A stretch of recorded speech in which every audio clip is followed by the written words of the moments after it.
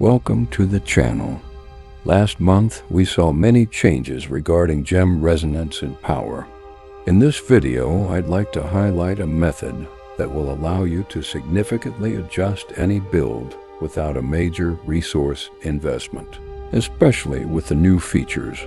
And it has to be said that, of course, this was already possible before, but unfortunately, it consumed a significant amount of gem power, which was always in short supply, especially for free-to-play players.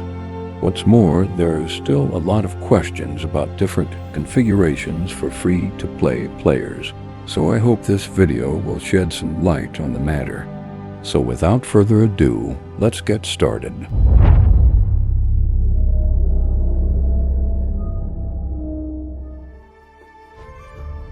First, I'd like to briefly return to the Mourneskull, which I covered in a video some time ago. This isn't the main topic of this video, but in a broader perspective, this information might be very useful to you. So I said that it looks great for short bursts of intense combat. In more demanding situations where sustained damage is necessary, its effectiveness diminishes. That's why, in the final analysis, I think that for players who don't have many alternative gems, Mourneskull might not be the best choice, as it can't offer its full value in longer fights where stability and predictability of damage are key. Unfortunately, this led to quite a bit of disappointment among some of my viewers. And I'll secretly tell you something. Even though in my video I said it's not the best solution, and definitely suggest prioritizing other gems, you can still use it, and it will probably work quite well for you. Nevertheless, my biggest issue and personal beef with Mourneskull is that the bonus lasts only 6 seconds and requires 3 enemies at the moment of activation to get the maximum bonus, so it's quite a specific gem. Of course, the argument that for most content, we will be getting the maximum bonus is valid. That's why, when averaging its effectiveness, I only took into account the absolute maximum values we can achieve, the highest rank, the maximum bonus, and the prolonged duration. So as a result, we get a really solid 36% bonus in the first 10 seconds, increased duration included. In the next 10 seconds, the bonus remains inactive, which basically makes the calculation easier. The average result is half of the maximum bonus, so it's 18%. I would like you to keep this result in mind. We will talk about this in a further part of the video. So if you believe that Mourneskull is absolutely necessary for those first 10 seconds, you are of course entitled to use that. But when it comes to 2-star gems for PvE, I would definitely recommend prioritizing those with a consistent bonus. First, Pain Clasp. For its incredibly easy to activate 24% bonus, I believe it's definitely the best gem of this type. Second, Fervent Fang. I consider this gem to be the second best damage booster after Pain Clasp. Keep in mind that unfortunately, it's not available for free-to-play players, and additionally, damage needs to be stacked, which causes a slight delay in noticing the bonus. However, at this stage of the game, we're dealing a significant number of different attacks per second, so it's not a big issue. However, for content where we frequently change targets, other gems may prove to be better. The next gem is Mother's Lament. It should be noted that the bonus in this case is also temporary, but it's a critical hit chance bonus, which effectively at least doubles our damage. That's why I believe it should not be compared to bonus damage gems. Next, I would prioritize BSJ and Rolling Consequences to increase bonus damage and critical chance. Of course, these are 5-star gems, so for free-to-play players, it will be a slow and gradual process. However, it's definitely worth investing in game resources for these gems. If, at this point, for some reason, you still care about percentage-based damage increase, then eventually Mourneskull is worth considering, along with power and command and bloody reach. I would group those 3 gems into one basket, with a little advantage of bloody reach for ranged classes. These 3 gems are quite specific and require particular conditions to work effectively, which is why, in my opinion, they can be simplified in this way. However, it's important to remember that upgrading a 2-star gem to rank 10 requires a significant amount of resources. I would like you to keep it in mind as well. Now, with all that being said, let's move on to the main part of the video. Regardless of what kind of player you are, it's very likely that you have multiple copies of 1-star gems.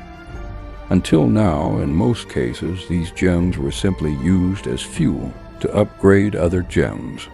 However, in my opinion, a great solution now is to create a dormant version of each of the most useful gem types. Even if you think you don't need it right now, I encourage you to do this with 1-star gems because it's incredibly cheap, especially compared to their 2-star counterparts. A 1-star gem at rank 10 requires only 6 copies, each worth 1 gem power.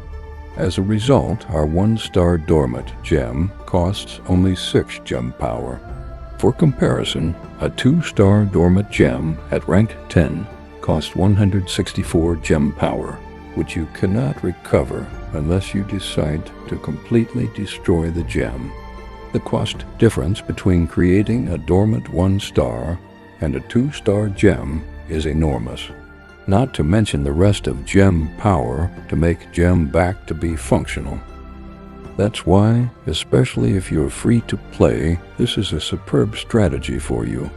It allows you to keep gems with great bonuses while incurring almost no cost. The only downside of this strategy is the relatively low resonance of 1-star gems.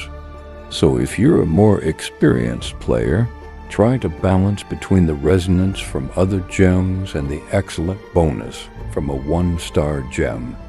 Finding this sweet spot will give you really great results.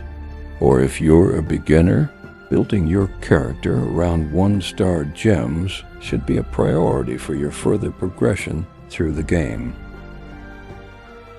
So which 1-star gems will be the most useful and worth converting 6 copies into dormant gems?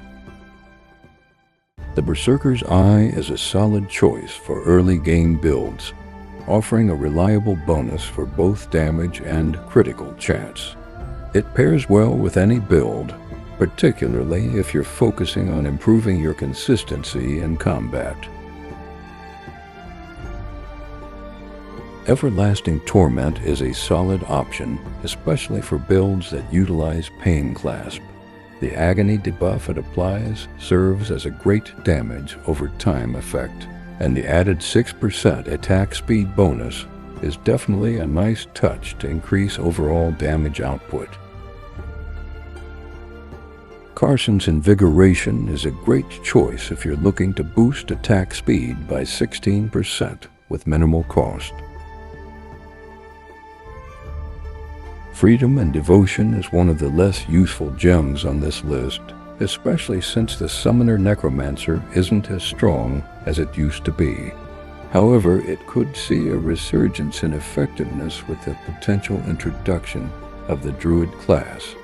If the Druid has mechanics that benefit from summon-based playstyles, this gem might once again become a more viable choice for those builds. Until then, it remains more niche and less impactful for current meta setups.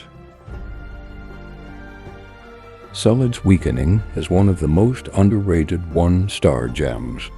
It's rare to find anyone using this gem, despite it being perfect for most activities. It increases damage by 18% for 30 seconds after killing an elite. It's worth mentioning that this duration can be significantly extended with beneficial effects, allowing you to maintain a high damage boost for a longer period. Additionally, it deals an extra 4% damage against elites and bosses, resulting in a total of 22% additional damage against the most challenging targets.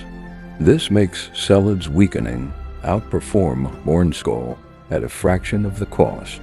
Given its reliable bonus and accessibility, Celad's is an excellent alternative, especially for players looking to maximize their damage against high-priority targets like elites and bosses.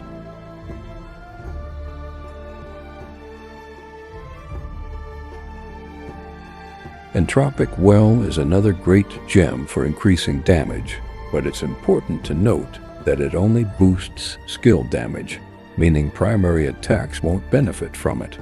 This makes it particularly useful for builds that rely heavily on abilities rather than basic attacks. On top of that, it increases skill attack speed, which in turn enhances the frequency of all dots, channeled skills, and area-persistent abilities.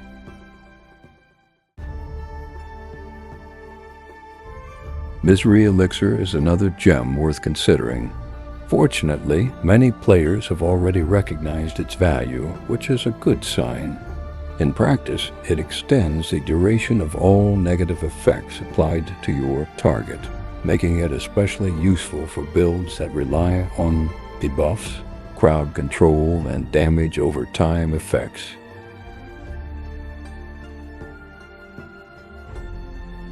Blessed Pebble is somewhat of a counterpart to Misery Elixir, but for your beneficial effects.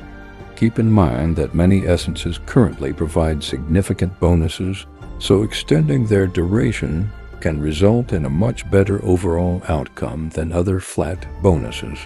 The benefits here are immeasurable and depends on your build.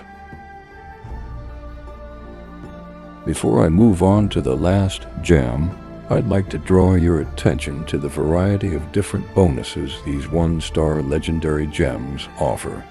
At this point, I think you can already see that having them gives you the flexibility to configure many builds and setups freely, which is a great thing, to say at least. And the best last gem is Mocking Laughter. It's 2025, and people still aren't using this gem.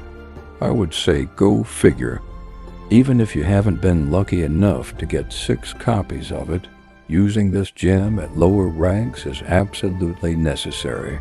No word needed, and you should not mess with its perfection.